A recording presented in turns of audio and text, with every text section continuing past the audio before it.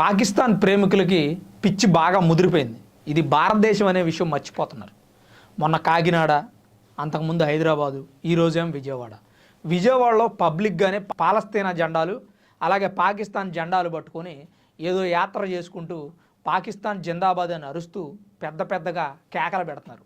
పిచ్చి పిచ్చిగా వీళ్ళకి పిచ్చి ఎంతలా ముదిరిపోయిందంటే ప్రభుత్వాలు ఏం చేస్తాయి మనల్ని, మనం ఏం కేకలు పెట్టినా కానీ పాకిస్తాన్ జిందాబాద్ అన్నా మనల్ని ఏం చేయలేవు, పాలస్తీనా జిందాబాద్ అన్నా ఏం చేయలేవు, బంగ్లాదేశ్ జిందాబాద్ అన్నా ఏం చేయలేవు, భారతదేశాన్ని అవమానించినా ఏం చేయలేవు, భారతీయుల్ని తిట్టినా ఏమనవు మనల్ని ప్రభుత్వాలు. అట్లా తయారైన ప్రభుత్వాలు అని చెప్పి ఈ పాకిస్తాన్ ప్రేమికులు, ఈ రోహింగ్యాస్ రెచ్చిపోతున్నారు. అసలు ఇది ఎంత హేయమైన చర్య.